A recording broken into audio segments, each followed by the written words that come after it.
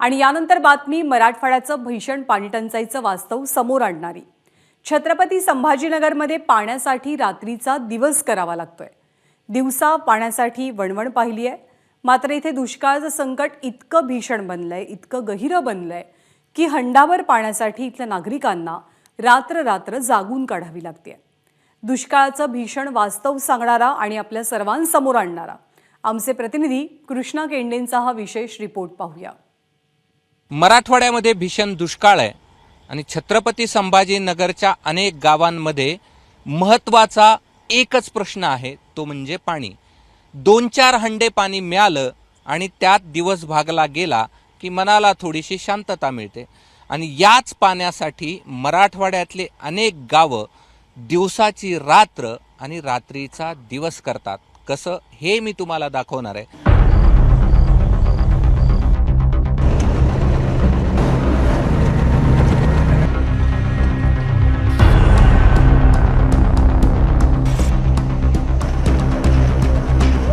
हे टँकर गावामध्ये येऊन पोहोचलंय आणि या सगळ्या महिलांची धडपड सुरू आहे हे पाणी भरण्यासाठी। आणि आता आपण पाहतोय की टँकर देखील आणलेत।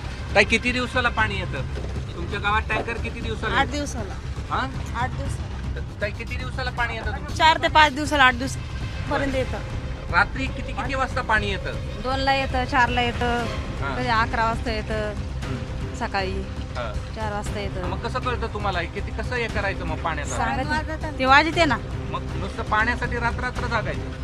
मग आता काय करतं, पाण्यासाठी जागणं ना आम्हाला। पाण्यासाठी झोपा नाही, सकाळी बी जेवण नाही, तेच पाहतोय। हां. पाणी येतं काय, पाणी येतं काय, पाणी येतं काय। मला सांगा की पाणी भरणं हे एकमेव काम आहे सध्या गावात? हो, एकमेव आहे। पाणी महत्वाचं आहे। पाणीच नाही, पाणी नाही। टँकरला पाणी येतं ना, पाणी पुरवठा होतो। बरं, किती लोकवस्तीचं गाव आहे हे? जवळजवळ 8-9 हजार लोक आहेत। 9,000 लोक आहेत गावात। अशा पद्धतीचं पाण्याचं दुर्भिक्ष हे छत्रपती संभाजीनगर जिल्ह्यात गावखेड्यामध्ये आपल्याला नियमित पाहायला मिळतं। रात्री 11 वाजलेले असू देत, 12 वाजलेले असू देत, 1 वाजलेलं असू देत, 2 किंवा पहाटेचे 4 जरी वाजले तरी पाणी ह्याच एक महत्त्वाचा भाग आहे जे भरण्यासाठी लोक दिवसाची रात्र आणि रात्रीचा दिवस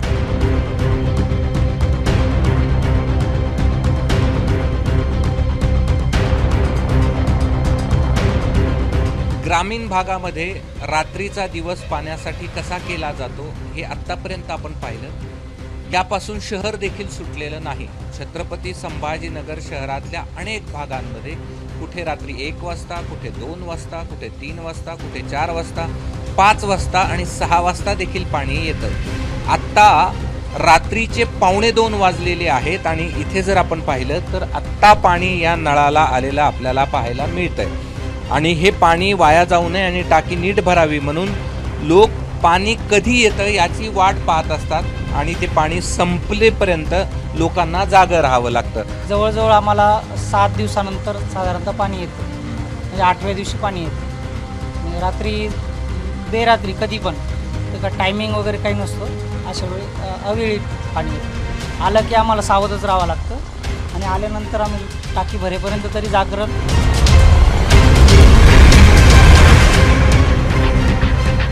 रात्रीचे 2:15 वाजलेले आहेत।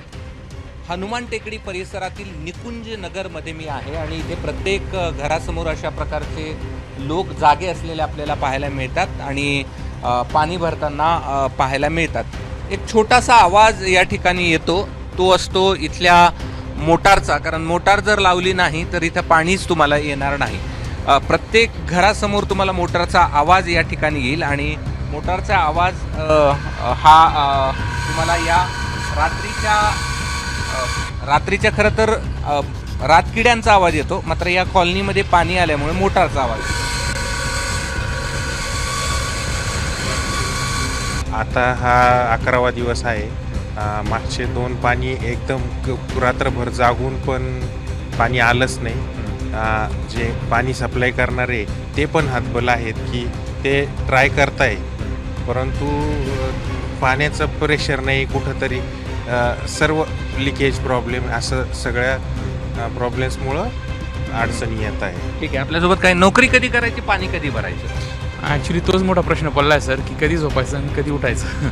तर सर्व पुरुष मंडळी आम्ही तेच वाट बघत असतो पाण्याची, आणि 8-8 दिवसानंतर पाणी येत असतं इथे. किती वेळ येतं? 1 तास येतं किंवा अर्धा तास पण येतं.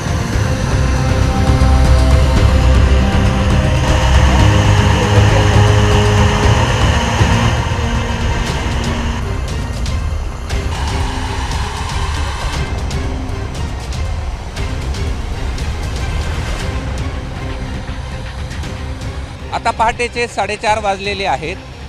छत्रपती संभाजीनगर पैठण रोडवरील चितेगाव या ठिकाणी आहे. छत्रपती संभाजीनगरला पाणी पुरवठा करणाऱ्या पाईपलाईनच्या वॉलमधून पाणी या ठिकाणी निघतंय आणि हे पाणी या ठिकाणी भरलं जात आहे. कुणीतरी म्हटलंय, पाणी रे पाणी तेरा रंग कैसा. इथे पाण्याचा रंग रात्री तितकाच गडद असतो अंधारा एवढा, आणि दिवसाही तितकाच गडद असतो सूर्यप्रकाशा एवढा. हा आपलासा रंग त्याच वेळेस होतो ज्यावेळेस हंडाभर पाणी मिळतं पिण्यासाठी, आणि हेच दाखवण्याचा ABP माझाचा प्रयत्न होता.